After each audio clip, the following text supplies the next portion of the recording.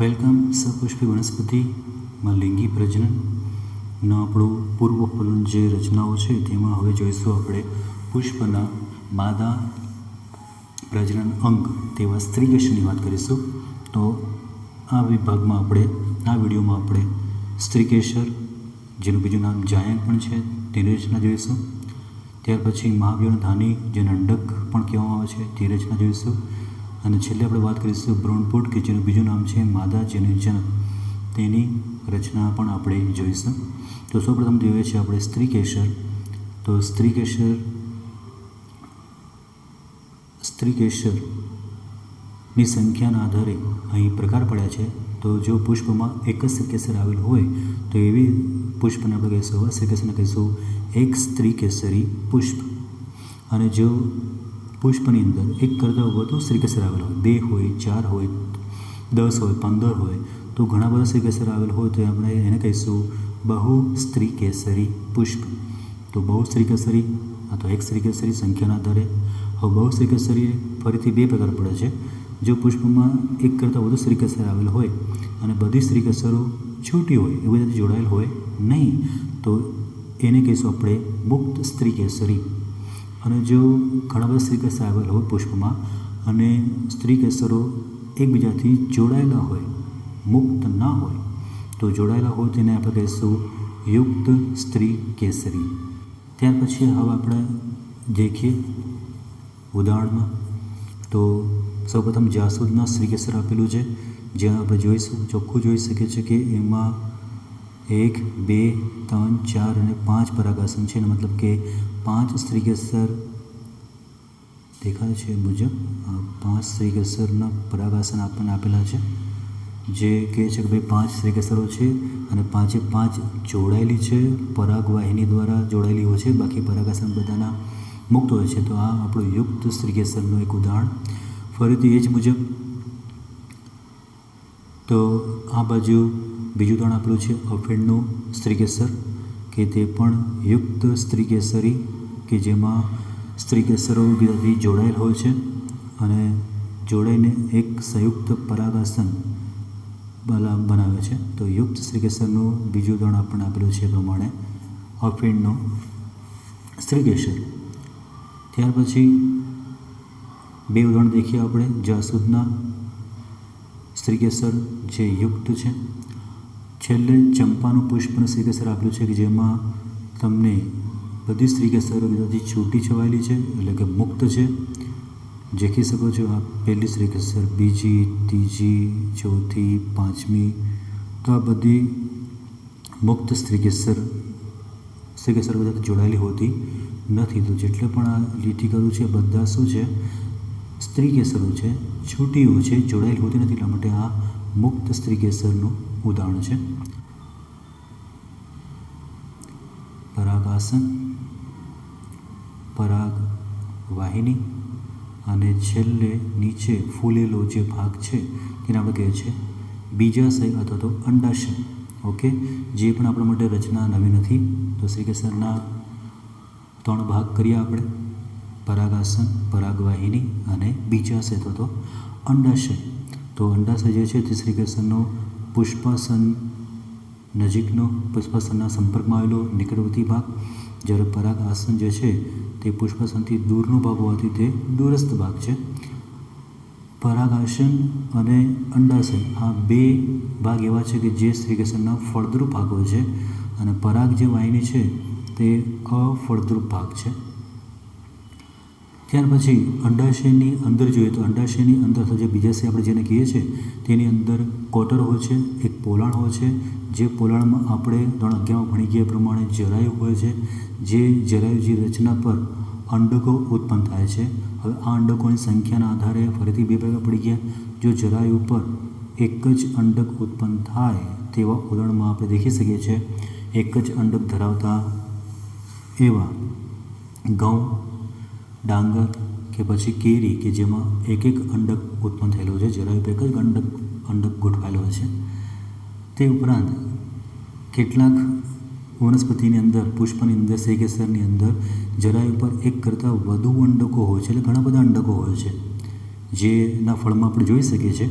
તો આવા અંડકો ઘણા બધા અંડકો ધરાવતા વનસ્પતિમાં ઉદાહરણ આપણે લખી શકીએ છીએ પપૈયું, તરબૂચ, ઓર્કિડ્સ જેવી વનસ્પતિના શ્રીકૃષ્ણના અંડાશયમાં જરાય ઉપર એક કરતાં વધુ એટલે કે ઘણા બધા અંડકો ગોઠવાયેલ હોય છે, નિર્માણ પામેલ હોય છે. તો આ રીતે આપણે હવે અંડકની રચના જોઈશું. તો અહીં અંડક જે આપણે દેખ્યું અંડાશયની અંદર આવેલા જરાય ઉપર ગોઠવાયેલા અંડક અથવા જેનું બીજું નામ છે મહાબીજાણુધાની. તો મહાબીજાણુધાની કીધું હોય તો આપણે સમજી લઈશું ભાઈ એને અંડક જ કહીએ છીએ આપણે. તો હવે જોઈશું આપણે અંડકની રચના. તો અહીં તમને એક અંડક આપેલો છે. હવે આ જે અંડક છે અથવા મહાબીજાણુધાની છે તે મહાબીજાણુધાની આપણા જરાયુ સાથે એક રચના જે અહીં દર્શાવી છે મેં, તો આ જે રચના છે જેને આપણે કહેવામાં આવે છે અંડનાલ, તે દ્વારા અંડક સાથે જોડાયેલો છે. તો જરાયુ અંડનાલ દ્વારા અંડક સાથે જોડાયેલો હોય છે અથવા અંડક પર આવેલો એવો વિસ્તાર અથવા અંડકનો એવો ભાગ કે જે ભાગ અંડનાલ સાથે જોડાયેલો હોય છે તે વિસ્તારને તે ભાગને આપણે કહીએ છીએ બીજ કેન્દ્ર. તો આપણું જે અંડક છે તે બીજ કેન્દ્રવાળો જે વિસ્તાર છે જે દેખાડું બ્લુ કલરથી દેખાડું છે તે બીજ કેન્દ્રવાળો વિસ્તાર દ્વારા અંડનાલ સાથે જોડાયેલો હોય છે. તો બીજા શબ્દોમાં કહીએ તો બીજ કેન્દ્ર જે છે તે અંડક અને અંડનાલ બંનેનું સંગમ સ્થાન છે. તો આ રહ્યું સંગમ સ્થાન કોનું? અંડનાલ અને આપણો અંડકનું. ઓકે, તો હવે અંડકની રચના જોઈએ. તો આ તો જરાય સાથે જોડાયેલ છે તેની વાત કરી. તો જરાય સાથે આપણો અંડક બીજ કેન્દ્ર વિસ્તાર દ્વારા અંડનાલ સાથે જોડાયેલ હોય છે. અંડનાલ દ્વારા જોડાયેલ હોય છે જરાયુ સાથે. ઓકે, આગળ જઈએ તો હવે અંડકની રચનામાં બે આસપાસ બે આવરણ હોય છે. અંડકને ઘેરતું બે જે આવરણ છે, અમુક અંડકની અંદર એક જ આવરણ હોય છે, જ્યારે ઘણા અંડકની અંદર બે આવરણ આવેલા હોય છે અથવા એક કે બે આ રીતના આવરણ હોઈ શકે છે. આ જે આવરણ છે તે આવરણો અંડકની રક્ષણ માટે હોય છે, રક્ષણાત્મક આવરણો છે. તો અહીં આપણે બે આવરણ દર્શાવ્યા છે. સૌથી બહારનું જેને આપણે કહીએ છીએ બાહ્ય અંડ આવરણ. ઓકે, તો સૌથી બહારનું બાહ્ય અંડ આવરણ, બરાબર, આટલે સુધી આખા અંડકને ઘેરી લીધું, પણ આ જે વિસ્તાર છે ત્યાં છૂટું છે, જોડાયેલ હોતું નથી. તે ઉપરાંત બાહ્ય અંડાવરણની જસ્ટ નીચે અંતર તરફ ફરીથી બીજું આવરણ હોય છે, તેના આપણે કહીએ છીએ અંત અંડાવરણ. જે પણ દર્શાવું છું તો આ રહ્યું અંત અંડાવરણ જે પણ અંડકને ઘેરે છે. હવે બાહ્ય અંડાવરણ હોય કે અંત અંડાવરણ હોય, જે આખા અંડકને ઘેરે છે તે આખા અંડકને આવરે છે, તે અંડકના ટોચવાળો જે વિસ્તાર છે, જે આ ટોચવાળો વિસ્તાર છે તે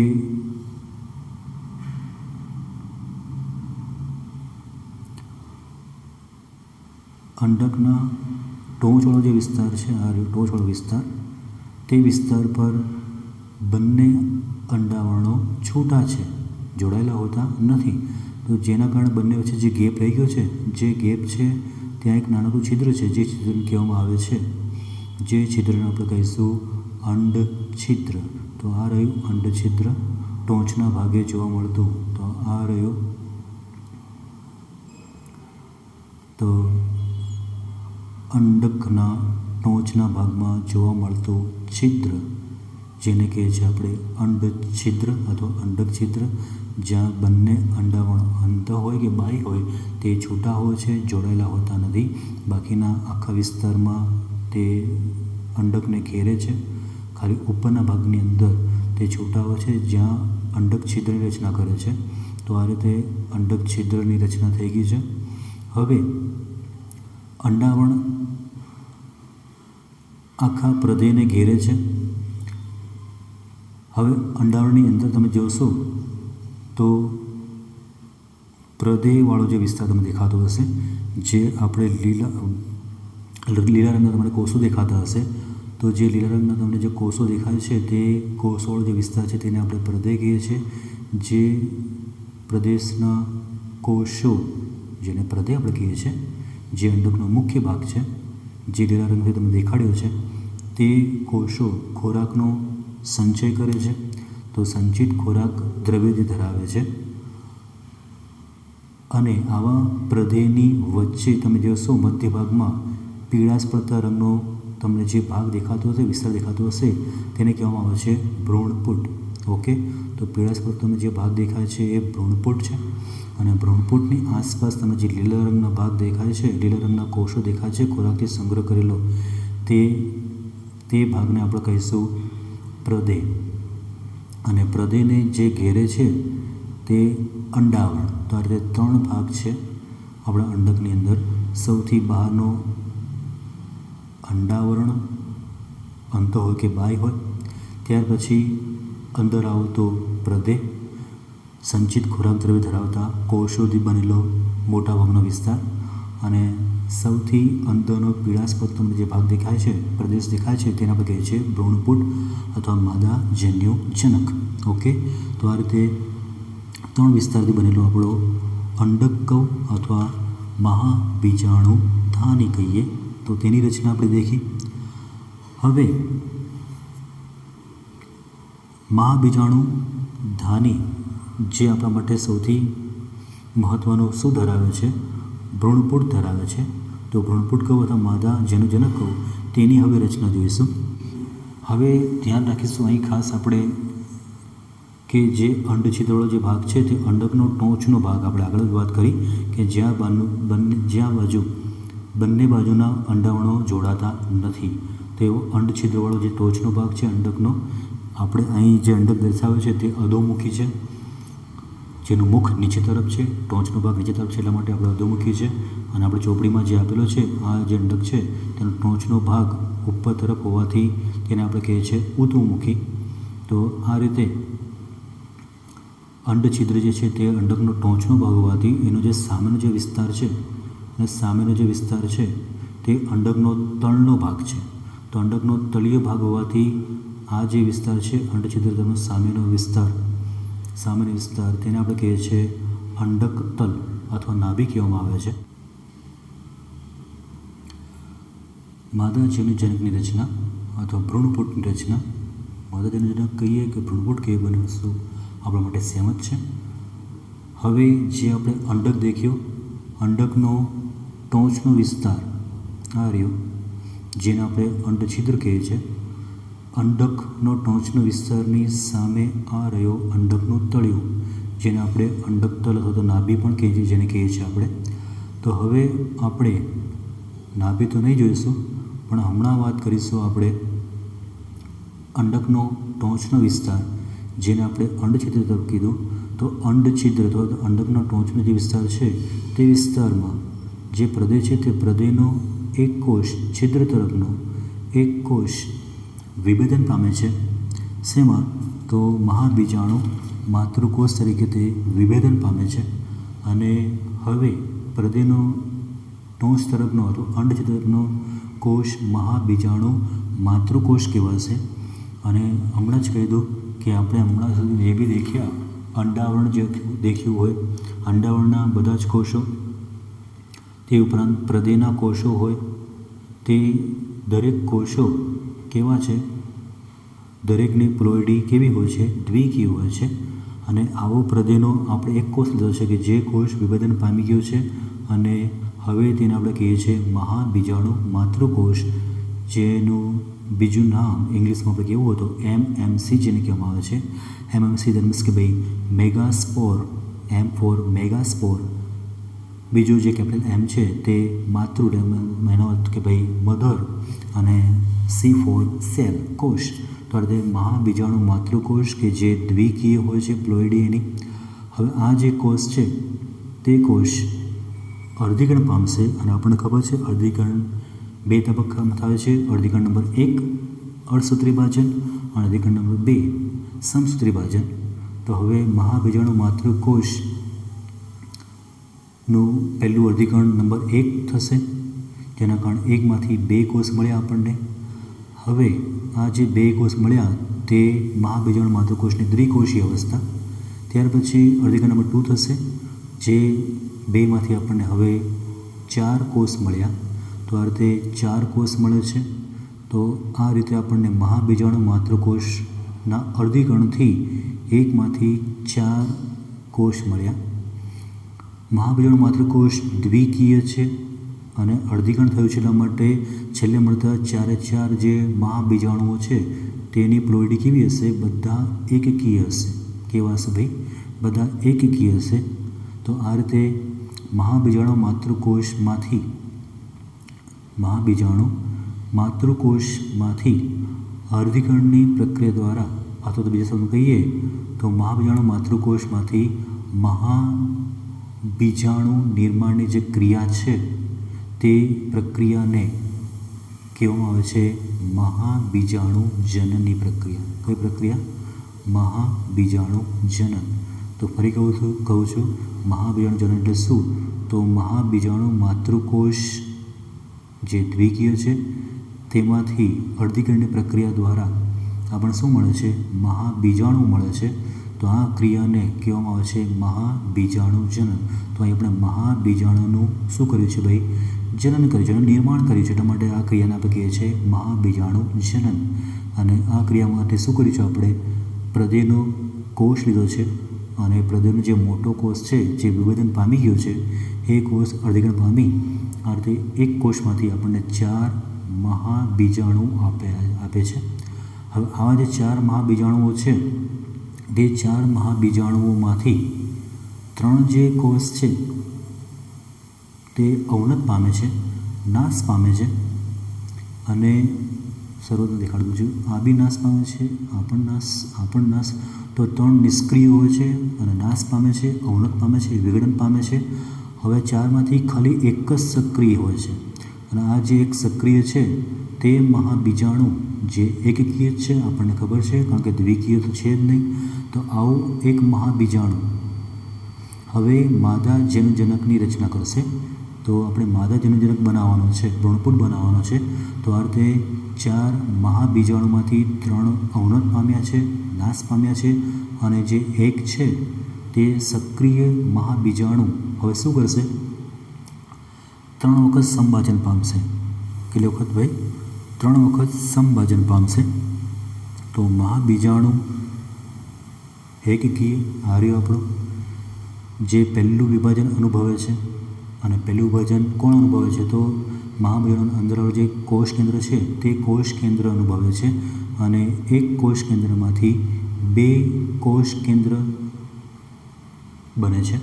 તો આ રીતે કોષ કેન્દ્ર મહાબીજાણુનો કોષ કેન્દ્ર સંભાજન 1 અનુભવે છે, જેના કારણે એકમાંથી 2 કોષ કેન્દ્ર બન્યા, જે આપણને 2 કોષી અવસ્થા, 2 કોષ કેન્દ્રી અવસ્થાવાળો ભ્રૂણપુટ મળ્યો. હજુ ભ્રૂણપુટ મળ્યો નથી. તો એક કોષ કેન્દ્રમાંથી 2 કોષ કેન્દ્ર બન્યા. ફરીથી થાય છે સંભાજન. અહીં અર્ધીકરણ થતું નથી, સંભાજન થાય છે અને કોષ કેન્દ્રનું થાય છે, આખા કોષનું થતું નથી. તો સંભાજન 2, જેના કારણે જે 2 કોષ કેન્દ્ર છે તે દરેકના ફરીથી 2 વિભાજન થશે. અને આ રીતે 2 કોષ કેન્દ્રમાંથી ફરીથી આપણને 2 દુ 4 કોષ કેન્દ્ર બનશે. અને આ મળી આપણને 4 કોષ કેન્દ્રીય અવસ્થાવાળો ભ્રૂણપુટ. અને છેલ્લે સંભાજન નંબર 3, જેના કારણે હવે કોષ કેન્દ્રનું ફરીથી વિભાજન થશે. દરેક કોષ કેન્દ્રમાંથી એકમાંથી 2 કોષ કેન્દ્ર બનશે. અને આપણી પાસે 4 છે, તો 4માંથી આ રીતે આપણને 8 કોષ કેન્દ્ર મળશે. તો આ રીતે એક કોષ કેન્દ્રમાંથી 2, 2માંથી 4, અને છેલ્લે ત્રીજા વિભાજન વખતે 4માંથી 8 કોષ કેન્દ્રો મળે છે. અને આ રીતે આપણને 8 કોષ કેન્દ્રી, કેટલા કોષ કેન્દ્રી? 8 કોષ કેન્દ્રીવાળો આપણને ભ્રૂણપુટ મળી ગયો છે. જે ભ્રૂણપુટ કહું છું, અને ફરી કહું છું, ભ્રૂણપુટ એટલે માદા જન્યુજનક કહું છું. બંને એક જ નામ છે, બંને એક જ છે. તો આ રીતે 8 કોષ કેન્દ્રીવાળો ભ્રૂણપુટ મળ્યો છે. હવે અહીં કહી દઈએ કે અહીં જે વિભાજન થાય છે સંભાજન, તે કોષ કેન્દ્રનું થાય છે. અને કોષ કેન્દ્ર બન્યા પછી કોષ કેન્દ્રની આસપાસ કોષ દિવાલ બનતી નથી. કોષ કેન્દ્રનું વિભાજન થાય છે, પરંતુ કોષ કેન્દ્ર બન્યા પછી કોષ કેન્દ્રની આસપાસ દિવાલ બનતી ન હોવાથી આ કોષ કેન્દ્ર અને કોષ કેન્દ્રની આસપાસ કોષ દિવાલ બનતી નથી. એટલા માટે આવું જે વિભાજન છે તે મુક્ત કોષ કેન્દ્રીય વિભાજન છે. તો મુક્ત કોષ કેન્દ્રીય વિભાજન દરમિયાન એક કોષ કેન્દ્રમાંથી બે કોષ કેન્દ્ર અને કોષ કેન્દ્રની આસપાસ કોષ દિવાલ બનતી નથી. પછી 2માંથી 4 કોષ કેન્દ્ર, 4માંથી 8 કોષ કેન્દ્ર બની ગયા છે, પણ એ દરેક કોષ કેન્દ્રની આસપાસ કોષ દિવાલ નિર્માણ પામતી ન હોવાથી અહીં કોષ કેન્દ્રનું મુક્ત વિભાજન છે. તો મુક્ત કોષ કેન્દ્રીય વિભાજન થયું અને આ રીતે આપણને 8 કોષ કેન્દ્રીયવાળો ભ્રૂણપુટ મળી ગયો છે. હવે અહીં આપણે ધ્યાનથી દેખ્યું હશે કે આપણને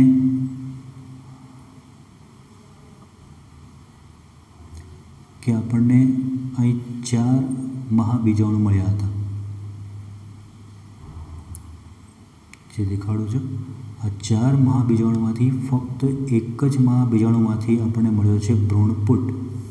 બરાબર, બાકીના 3 વિઘટન પામ્યા હતા, આપણને ખબર છે. તો આ એક જ મહાબીજાણુમાંથી ભ્રૂણપુટ બનતો હોવાથી આવા વિકાસને કહેવામાં આવે છે એક બીજાણુક વિકાસ. તો ફરી કહું છું, આપણી પાસે 4 મહાબીજાણુ હતા, એમાંથી ફક્ત એક જ સક્રિય રીતે ભ્રૂણપુટની રચનામાં ભાગ લે છે અને ભ્રૂણપુટનું નિર્માણ કરે છે, અને એટલા માટે આપણે કહીએ છીએ એને એક બીજાણુક વિકાસ કરી નાખ્યો. તો આ રીતે 6 કોષોની આસપાસ કોષદળ રચ્યા પછી અંડછિદ્ર તરફ અંડપ્રસાધન અને અંડતલ તરફ પ્રતિધ્રુવીય કોષો, આ રીતે 6 કોષો જમા થઈ ગયા છે. હવે રહી ગયા 2 કોષ કેન્દ્રો. આ જે 2 કોષ કેન્દ્રો છે તે અંડપ્રસાધનની હેઠળ નીચે તરફ, કારણ કે ટોચનો વિસ્તાર છે આપણને ખબર છે, અંડછિદ્ર ટોચનો વિસ્તાર કહેવાય. તો અંડપ્રસાધનની હેઠળ નીચે તરફ આપણને કેન્દ્રસ જે કોષ છે તે કેન્દ્રસ કોષની ખૂબ જ મધ્યમાં બંને કોષ કેન્દ્રો જોડાયા વગર ભેગા થાય છે. અને આ જે કોષ કેન્દ્રો છે જે તમને દેખાય છે એ પ્રમાણે, જેને આપણે કહીશું ધ્રુવીય કોષ કેન્દ્રો, કે જે સૌથી જે મોટો તમને કોષ દેખાય છે આ સૌથી મોટો કોષ છે. જે મોટા કોષના મધ્ય વિસ્તારમાં અથવા કેન્દ્ર વિસ્તારમાં બંને ધ્રુવીય કોષો ભેગા થઈ ગયા છે, એટલે પાસે આવ્યા છે પણ જોડાતા નથી. તો આ રીતે 8 કોષ કેન્દ્રનો હિસાબ થઈ ગયો છે. તો આ રીતે આવૃત વિસ્તારી વનસ્પતિના ભ્રૂણપુટમાં આપણને 8 કોષ કેન્દ્ર અને 7 કોષીય અવસ્થાવાળી રચના જોવા મળશે. તો ફરી કહું છું, આવૃત વિસ્તારી વનસ્પતિ જે છે તેનું ભ્રૂણપુટ કેવું છે, તો 8 કોષ કેન્દ્ર ધરાવે છે. દેખાડો એ પ્રમાણે આ 3 કોષ અને એના અંદર આવેલા 3 કોષ કેન્દ્ર, 1 કોષ કેન્દ્ર, 2 અને આ ત્રીજું, અને 3 કોષો છે, 3 પ્રતિધ્રુવ કોષો અને એના પોતપોતાના કોષ કેન્દ્ર, 3 અંડપ્રસાધનના કોષો અને એના પોતપોતાના કોષ કેન્દ્ર, 3 6 કોષ થઈ ગયા, 6 કોષ કેન્દ્ર થઈ ગયા. અને આ સૌથી મોટો કોષ 7મો કોષ, પણ આ જે કોષ છે તેની અંદર 2 કોષ કેન્દ્ર છે, અને આ રીતે આપણને 6 ને 2 8 કોષ કેન્દ્ર થઈ ગયા છે. તો ફરી કહું છું, 8 કોષ કેન્દ્ર છે અને 7 કોષ છે. અને જે 7મો જે કોષ છે તેનું નામ શું છે? કેન્દ્રસ્થ કોષ, કે જેમાં 1 કોષ કેન્દ્ર નથી પણ 2 કોષ કેન્દ્ર છે. જે કોષ કેન્દ્ર આપણે કહીએ છીએ ધ્રુવીય કોષ કેન્દ્ર. તો આ રીતે આવૃત વિસ્તારી વનસ્પતિના લાક્ષણિકતા છે કે તેનો ભ્રૂણપુટ હંમેશા 8 કોષીય અને 7 કોષ કેન્દ્રવાળો હોય. 8 કોષ કેન્દ્રી અને 7 કોષવાળો હોય. તો કોષ કેન્દ્ર એક વધારે છે પણ કોષની સંખ્યા એક ઓછી છે, કારણ કે એક કોષની અંદર 2 કોષ કેન્દ્ર હોય છે અને બાકીના જે 6 કોષ છે એની અંદર બધામાં 1 કોષ કેન્દ્ર હોય છે. ઓકે, તો આ રીતે 8 કોષ કેન્દ્રીય અને 7 કોષીય રચના ધરાવતું જે ભ્રૂણપુટ છે તે આવૃત બીજધારી વનસ્પતિની ખાસિયત છે. હવે આ તો વાત કરીએ આપણે ભ્રૂણપુટની. પુખ્ત સમયે તમને પુખ્ત ભ્રૂણપુટ જે છે તે તમને આવો જોવા મળશે. કેવો? તો આ રીતનો. અંડથલી તરફ પ્રતિધ્રુવ કોષો 3, અંડછિદ્ર તરફ અંડ પ્રસાધનના 3 કોષો અને સૌથી મહત્ત્વનો મોટો કોષ કેન્દ્રસ્થ કોષ કે જેમાં 2 કોષ કેન્દ્રો છે, દ્વિધ્રુવીય કોષ કેન્દ્ર. તો આ રીતે આપણને દ્વિધ્રુવીય કોષ કેન્દ્ર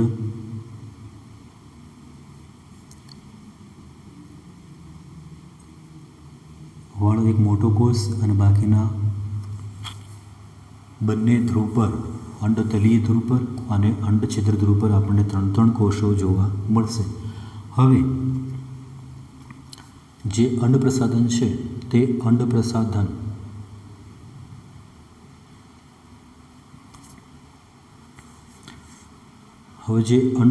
છે તે અંડ પ્રસાધનના જે 3 કોષો છે એમાં અંડકોષની બંને બાજુ સહાયક કોષો અંડછિદ્ર તરફ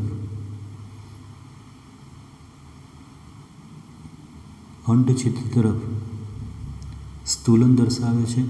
આવું જે વિશિષ્ટ સ્થૂલન છે તે સ્થૂલન આપણે કહીએ